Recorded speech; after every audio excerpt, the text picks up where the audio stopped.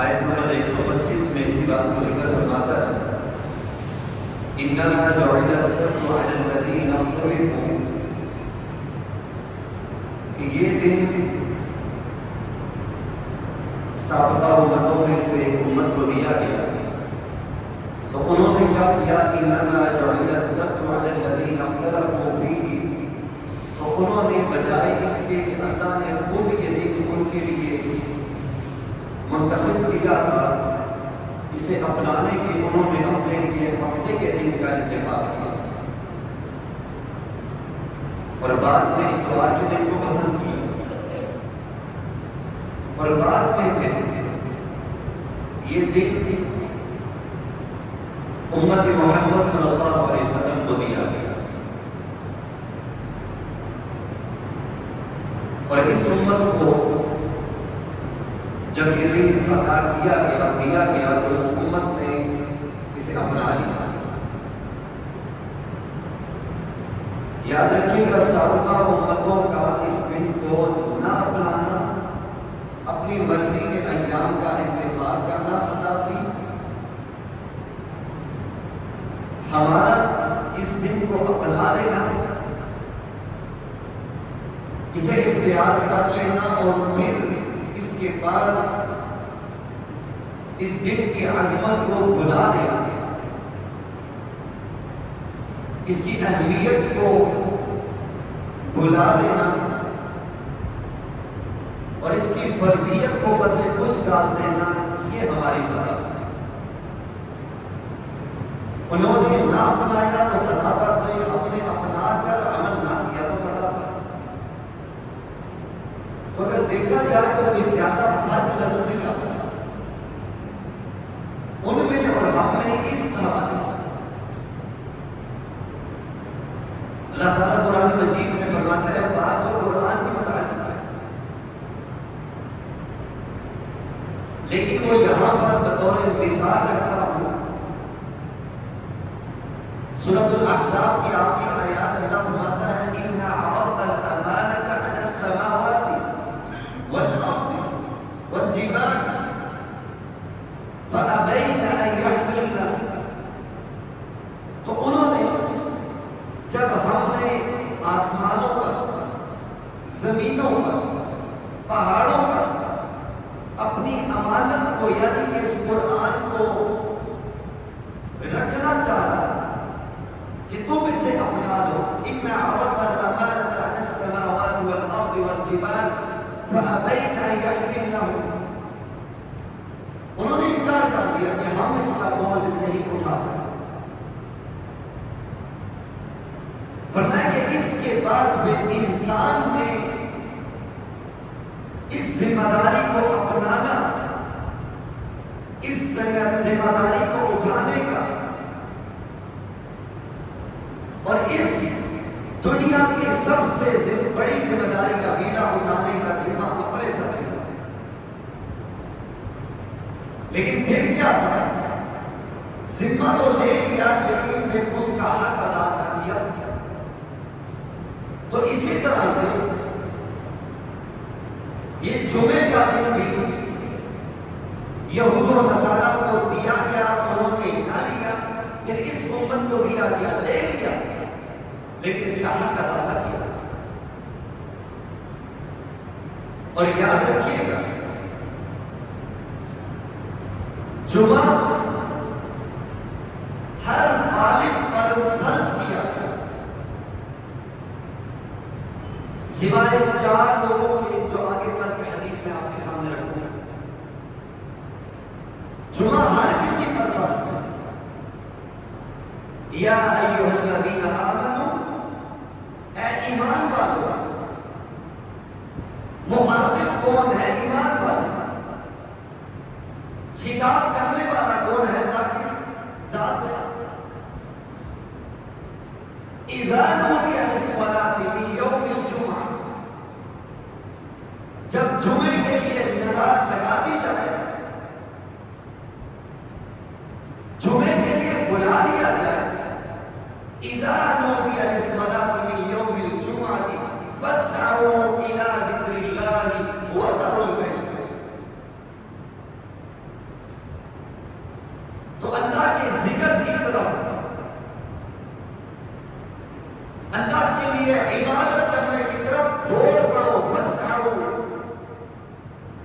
جلدی کرو،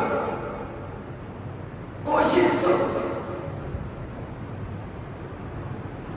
یہ سعی جو ہے نا، حج اور عمرے کے دوران جو سعی ہے اس کا حصہ ہے، اس کا مطلب کیا ہے؟ دوڑنا، جلدی کرنا۔ فَاسْعَوْا إِلَىٰ ذِكْرِ اللَّهِ، اللہ کے ذکر کی طرف دوڑو، اس کے لیے جلدی کرو۔ وَذَرُوا الْبَيْعَ، اور تجارت کو ترک کر دو، تجارت کو چھوڑ دو۔ ذَلِكُمْ خَيْرٌ لَكُمْ، یہ کوئی دنیا کا سمجھدار نہیں کہہ رہا، میرا آپ کا رب کہہ رہا ہے ذَلِكُمْ خَيْرٌ لَكُمْ، یہ تمہارے لیے بہتر ہے۔ لیکن ہم نے بہتر کسے سمجھا؟ ہم نے بہتر سمجھا آخری وقت میں آنے، ہم نے بہتر سمجھا کہ تھوڑا سا وقت اور دکانوں پہ لگا لیا، ہم نے بہتر سمجھا کہ تھوڑا سا وقت اور گھر میں گزار لیا، ہم نے بہتر یہ سمجھا کہ گھر میں بیٹھے رہیں، جب اقامت ہو جائے گی پھر پہنچ جائے گا،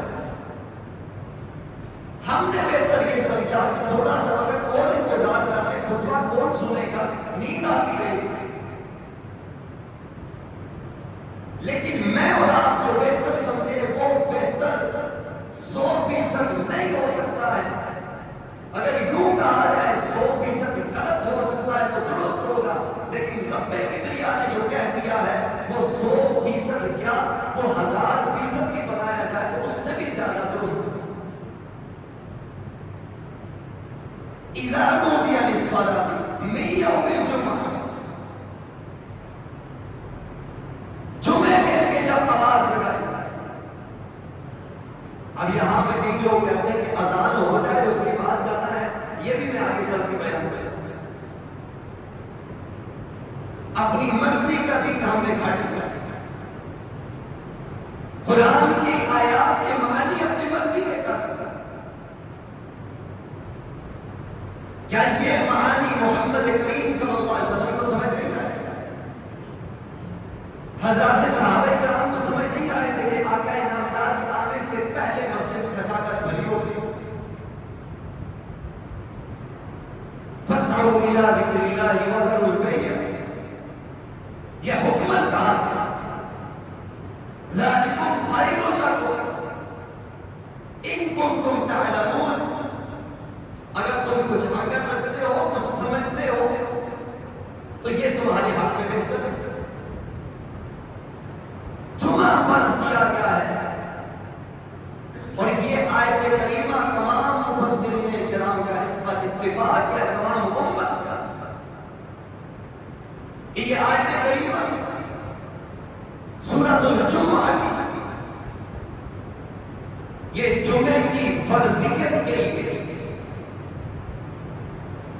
اب پھر وہ شہر کے ہوں، دیہات کے ہوں، بستی کے ہوں، قصبوں کے ہوں، پہاڑی علاقوں میں ہوں، جہاں کہیں بھی، تمام اہل ایمان پر فرض ہے۔ امام بخاری رحمۃ اللہ علیہ نے اپنی صحیح البخاری کے اندر باب قائم کیا، باب الجمعۃ فی القرن والمدن، بستیوں کے اندر، دیہاتوں کے اندر جمعہ ادا کرنا، جمعے کا اہتمام کرنا اس حوالے سے باب بنتا، اور حدیث نقل کی ہے، عبداللہ بن عباس رضی اللہ عنہ روایت کرتے ہیں، فرماتے ہیں کہ ان اول الجمعۃ جمعت بعد جمعۃ فی مسجد رسول اللہ صلی اللہ علیہ وسلم، آقا کریم علیہ السلام کی مسجد کے بعد جو پہلا جمعہ ہوا تھا فی مسجد عبد القیس، وہ عبد القیس کی مسجد میں ہوا، جو کہ ایک دیہات کی، ایک بستی کی مسجد ہے، شہر کی مسجد نہیں۔ اور اسی طرح سے سنن نبی داؤد کے الفاظ یہ، وہاں پر یہ وضاحت ہے بجوازا قریۃ من قرى البحرین، کیونکہ صحیح بخاری کی حدیث کے اخبار ہے بجوازا من البحرین، ایک بستی کی مسجد تھی جہاں پر جمعہ ہوا، پہلا جمعہ محمد کریم علیہ السلام کی مسجد کے بعد. اور سنن نبی داؤد کے اندر کیا ہے کہ جوازا بحرین کی بستیوں میں سے ایک بستی ہے، شہر نہیں ہے. یعنی کہ شہر کے لوگ ہوں، دیہات کے ہوں، گاؤں کے ہوں، پہاڑوں پہ بسنے والے ہوں، جہاں پر 3 افراد اکٹھے ہو سکتے ہیں، جمعہ ان پر ہوتا ہے. وہ جمعے کا اہتمام کرتے ہیں. اور اسی طرح سے ابو درداء رضی اللہ عنہ وہ بیان کرتے ہیں کہ میں نے رسول اللہ صلی اللہ علیہ وسلم کو یہ فرماتے ہوئے سنا. آپ نے فرمایا ما من ثلاثة فی قریة ولا بدو، کسی قریہ کے اندر، بستی کے اندر، دیہات کے اندر 3 افراد، 3 لوگ اگر موجود ہیں تو ان پر یہ لازم ہے، ان پر یہ فرض ہے کہ وہ لوگ باجماعت نماز کا اہتمام کریں. اور باجماعت نماز کون سی؟ فرض نماز. اور جس طرح کہ میں نے ذکر کیا کہ جمعہ بھی یہ فرض ہے اہل ایمان کے اوپر. یہ سنن نبی داؤد کی روایت ہے. اور اس سے آگے بڑھیں، ابو ہریرہ رضی اللہ عنہ روایت کرتے ہیں کہ لوگوں نے عمر بن خطاب رضی اللہ عنہ کو خط لکھا، جمعہ کے متعلق سوال کیا. انہوں نے کیا جواب لکھا؟ جمعوا حیثما کنتم، تم جہاں کہیں بھی ہو جمعہ کے لیے اکٹھے ہو، جمعہ ادا کرو. حیثما کنتم، جہاں کہیں بھی تم موجود ہو، چاہے وہ شہر ہے، چاہے گاؤں ہے، دیہات، بستی، پہاڑ ہے، ریگستان ہے، جہاں بھی ہو تم پر لازم ہے کہ جمعے کے لیے اکٹھے ہو، جمعے کو ادا کرو. اور یہ مصنف ابھی شیبہ کی روایت ہے، اس کی سند مضبوط سند ہے. جو امام بخاری اور امام مسلم کی شرائط ہے، ان شرائط پر مصنف ابی شیبہ کی یہ روایت ہے، اس کی سند. یہاں پر ایک چیز کی وضاحت کرتا چلتا کہ ہمارے ہاں ایک روایت پیش کی جاتی ہے، لا جمعۃ ولا تشریق الا فی مسجد جامع، کسی جامع مسجد کے علاوہ، شہر کی بڑی مسجد کے علاوہ کہیں پر اور کسی جگہ پر جمعہ نہیں ہو سکتا ہے. حضرت علی سے روایت بیان کی جاتی ہے. عمر بن خطاب رضی اللہ عنہ سے جب پوچھا گیا مصنف ابی شیبہ کی جو روایت ہے اس کے مقابلے میں بھی اور ویسے بھی یہ روایت ضعیف ترین روایت ہے اور قرآن کی نص کے خلاف. سورہ جمعہ کے اندر جو اللہ نے فرمایا یا ایھا الذین آمنوا اذا نودی للصلاۃ من یوم الجمعۃ، جمعے کا دن جہاں کہیں بھی ہو، کسی علاقے میں بھی ہو، وہ چاہے شہر ہے، چاہے جامع مسجد وہاں پہ ہے یا نہیں ہے، وہاں پر 3 افراد اکٹھے ہو سکتے ہیں، ان پر جمعے کا اہتمام کرنا لازم ہے. وہ کوئی بہانہ نہیں بنا سکتے. اور اسی طرح سے ایمان والوں میں سے، چونکہ ایمان والوں پر ہی جمعہ فرض ہے، تو ان میں سے کون سے ایسے لوگ ہیں کہ جن پر جمعہ فرض نہیں ہے؟ نبی کریم علیہ السلام کے حدیث طارق بن شہاب رضی اللہ عنہ روایت کرتے ہیں، سنن نبی داؤد کے اندر کتاب الصلاۃ میں موجود ہے. نبی کریم علیہ السلام نے فرمایا الجمعۃ حق واجب علی کل مسلم فی جماعت الا 4. جمعہ یہ حق ہے، واجب ہے ہر مسلمان پر، علی کل مسلم فی جماعت، جماعت کے ساتھ اکٹھے ہو کر جمعے کا خطبہ سننا، جماعت کے ساتھ نماز پڑھنا. الجمعۃ حق واجب علی کل مسلم الا اربع، سوائے چار لوگوں کے علاوہ جمعہ سب اہل ایمان پر فرض ہے. ان میں سے ایک فرمایا عبد مملوک، ایک غلام ہے، زر خرید غلام ہے، مالک کی اجازت میں بغیر نکل نہیں سکتا ہے، اس پر جمعہ فرض نہیں. زر خرید غلام ہے، گھر کا ملازم نہیں. دوسرے نمبر پر فرمایا کہ امرأت، عورت پر جمعہ فرض نہیں ہے لیکن عورت جمعے کے لیے آ سکتی ہے.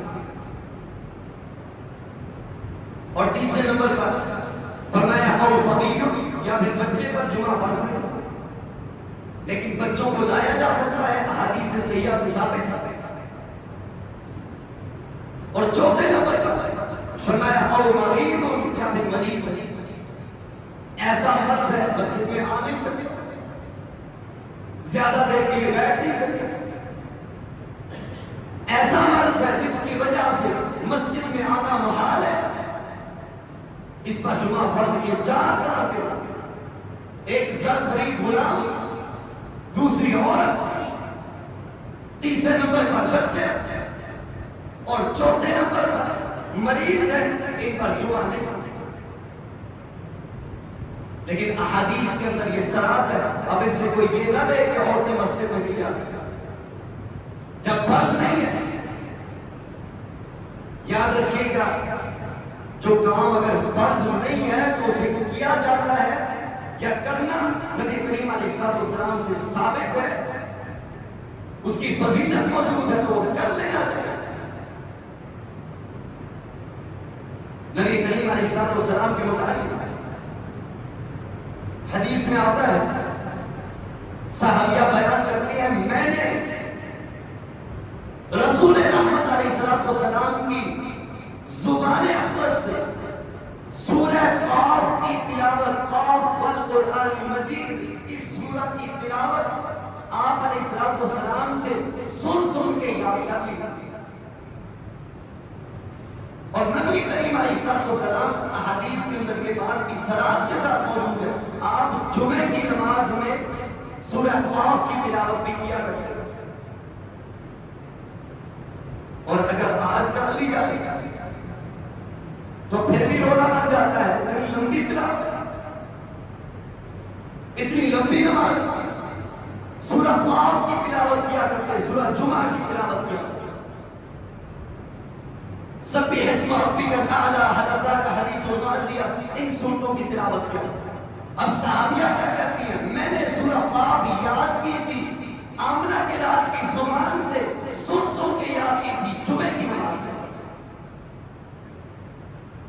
اور دوسری روایت کے اندر کے الفاظ کیا ہے؟ دوسری روایت میں وضاحت ہے اس چیز کی کہ میں نے جمعے کی نماز میں شریک ہو کر نبی کریم علیہ السلام سے یہ سورہ قاف سنی اور اسے یاد کیا.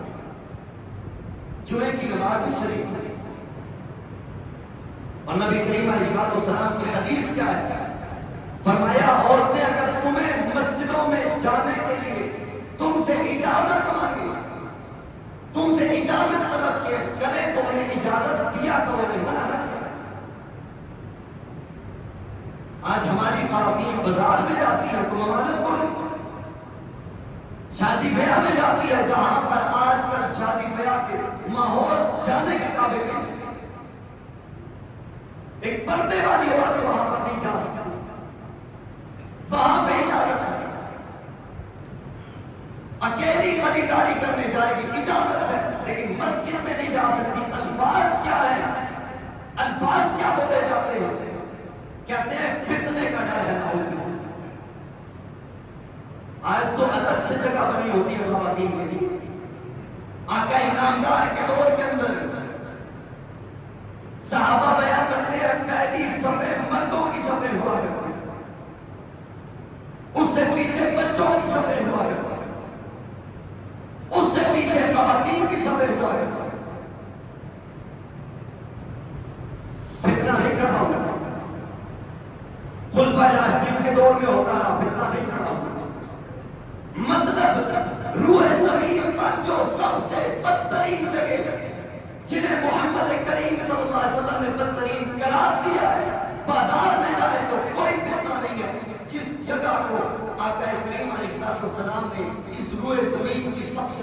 ترین جگہ قرار دیا وہ مساجد ہے. مساجد میں جائیں تو فتنہ کھڑا ہوگا.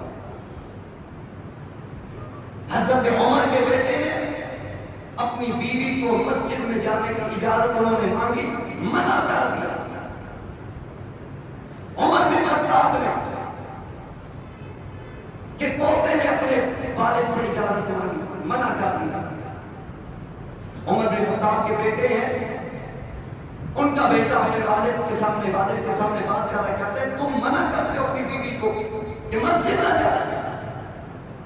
کس بنیاد پر؟ کہنے لگے کہ مجھے اچھا نہیں لگتا ہے, فتنے کا ڈر ہے.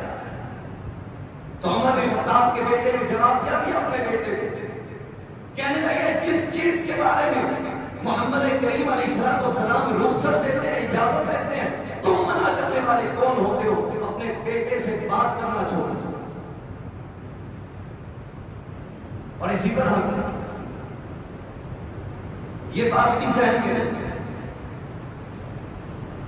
کہ جس سے میں نے ذکر کیا تھا کہ آخری وقت میں وقت گزار کیا, آج ہم ملتے تلب کر اتر آتے ہیں کہ اللہ کے لیے وقت کیا ہے. یہ آئندہ خطبات جمعہ میں انشاءاللہ بیان کروں گا کہ اس کی فضیلت کیا ہے پہلے وقت میں. یہاں سے اس آیت کریمہ سے کئی لوگ کہتے ہیں اِذَا نُودِیَ لِلصَّلَاةِ مِنْ يَوْمِ الْجُمْعَةِ فَاسْعَوْا إِلَىٰ ذِكْرِ اللَّهِ. جب جمعے کی اذان ہو جائے پھر تو وہ مسجد کی طرف. مطلب اپنی مرضی کا نکال لیا. حالانکہ تمام مفسرین کرام نے اس کا معنی یہ کیا ہے, اتفاق اس کے اوپر, کہ یہ آخری حد ہے. یہ آخری حد اللہ نے بیان فرمائی ہے. جو آگے افراد ہے فرساؤ, دوڑو, جلدی کرو. پہلے وقت ضائع کر بیٹھے, اب تو جلدی کر دیا. اس سے یہ ثابت نہیں ہوتا ہے کہ اپنی مرضی سے, اس سے یہ ثابت ہوتا ہے جمعہ فرض ہے, اول وقت میں ہے, پہلے آنے کا. اور اسی طرح سے رسول اللہ صلی اللہ علیہ وسلم کی حدیث بھی سنتے جاتے ہیں. یہاں پر ایک بات کی وضاحت کرتا چلوں کہ ہمارے ہاں احتیاطی طور پر جمعے کی جگہ پر جمعہ بھی پڑھ لیا, خطبہ بھی سنا, جمعے کی نماز بھی پڑھی, اور احتیاطی طور پر ظہر کی نماز بھی پڑھی جاتی. آپ کئی لوگوں کو دیکھیں گے کہ جمعے کی نماز پڑھنے کے بعد احتیاطی طور پر ظہر کی 4 رکعتیں پڑھتے ہیں. یہ بدترین بدعت ہے محمد کریم علیہ السلام کی شریعت کے. مجھے ایک بات سمجھ نہیں آتی, سرور کونین علیہ السلام سے پڑھ کر بھی کوئی احتیاط کرنے والا ہو سکتا ہے؟ جس کام میں آقا کریم نے احتیاط نہیں کی ہے, آج کا امتی پتلے درجے کا گناہ گار یہ کہے کہ میں احتیاطی طور پر ظہر کی نماز پڑھتا ہوں, یہ احتیاط نبی کریم علیہ السلام کی سمجھ میں نہیں آئی. نعوذ باللہ. آج کے امتی کو سمجھ آ رہی ہے احتیاطی طور پر ظہر کی 4 رکعتیں. یہ شریعت کا اصول ہے, ایک چیز کے قائم مقام دوسری چیز ہوا کرتی ہے. جمعہ ظہر کے قائم مقام. اور آخری حدیث بیان کر کے بات ختم کرتا ہوں جمعے کے حوالے سے. آج ہمارا معاشرہ اس راستے پر چل پڑا ہے. دن میں 5 نمازیں تو بڑی مشکل ہوئی ہے. جمعے کا دن بھی, جمعے کا خطبہ, جمعے کی نماز بھی مشکل ہوئی ہے. نبی کریم علیہ السلام کی حدیث جامع ترمذی کے اندر آپ علیہ السلام نے فرمایا من ترک الجمعہ 3 مرات, جس شخص نے 3 جمعے جان بوجھ کر چھوڑ دیے, ایک کے بعد دوسرا, دوسرے کے بعد تیسرا. اور ایک حدیث کے الفاظ یہ ہے لوگ اس بات سے باز آ جائیں, اس کام سے رک جائیں کہ جو جمعہ چھوڑ دیتے ہیں. فرمایا جس نے 3 جمعے ایک کے بعد دوسرا, دوسرے کے بعد تیسرا جمعہ چھوڑ دیا جان بوجھ کر, اللہ تعالیٰ اس بندے کے دل پر مہر لگا دیتا ہے, آئندہ عباد رب کی طرف آ ہی نہیں سکتی. یہ وعید سنائی ہے جمعہ چھوڑنے کا. دیر سے آنا کہیں سے ثابت نہیں. جان بوجھ کے وقت گزارنا کہیں سے ثابت نہیں۔ ایمانداری کے ساتھ سوچئے گا، بندہ محنت بھی کرے اور پھل بھی حاصل نہ ہو، دنیاوی معاملات میں بندہ اپنا سر پکڑ کے بیٹھ جاتا ہے، لیکن کہیں ایسا نہ ہو۔ اللہ جو قرآن میں فرماتا ہے هل أتاك حديث الغاشية وجوه يومئذ خاشعة عاملة ناصبة، عمل کر کر کے تھکے ہوئے ہوں گے، پیشانیوں میں محراب بنے ہوں گے، عاملة ناصبة تصلى نارا حامیہ، اس کے باوجود بھی جہنم میں ڈال دیے جائے گے، کیونکہ ان کا عمل محمد کریم صلی اللہ علیہ وسلم کے طریق کے مطابق نہیں۔ عاملۃ ناصبہ، عمل کر کر کے تھکے ہوئے ہیں لیکن کسی کام نہیں آئے گا، ساری محنت ضائع ہو جائے گی اللہ کے لیے۔ یہ ہفتے میں ایک دن ہے، دنوں کا سردار ہے، سابقہ امتوں پر پیش کیا گیا، نہیں اپنایا گیا، نہیں قبول کیا گیا، نہیں اس کا انتخاب کیا گیا، اس امت کو دیا گیا ہے تو اسے اپنے لیے نعمت سمجھے، نعمت جانے اور اس کی قدر کرے۔ اللہ نے نعمت دی ہے، اس سے فائدہ اٹھائے۔ اللہ مجھے آپ سب کو سمجھنے کی، عمل کرنے کی توفیق عطا فرمائے۔ هذا ما عندي والله أعلم بالصواب۔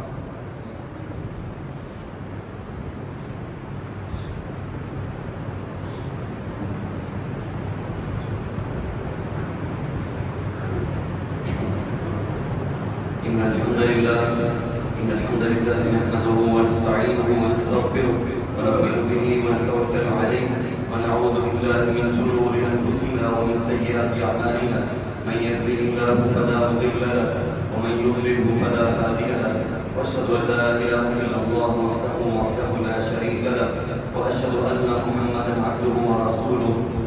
اما بعد، بہت سارے احباب نے دعا کے لیے کہا ہے اور بہت سارے احباب نمازوں کے میں بھی کہتے ہیں کہ نماز میں بھی کسی نماز کے بعد دعا کرا دے، کچھ بیمار ہیں، کچھ پریشان ہیں، ہر طرح کے لوگ اس دنیا میں بستے ہیں، دعا کریں اللہ تعالیٰ ہم سب پر اپنا خاص کرم فرمائے، اللہ تعالیٰ ہم سب پر اپنا خاص کرم فرمائے، اللہ ہم سب کے گناہوں کو معاف فرمائے، ہمیں گناہوں سے طائب ہونے کی توفیق عطا فرمائے، اللہ تعالیٰ ہم سب ہمارے بیماروں کو شفا کا علاج عطا فرمائے۔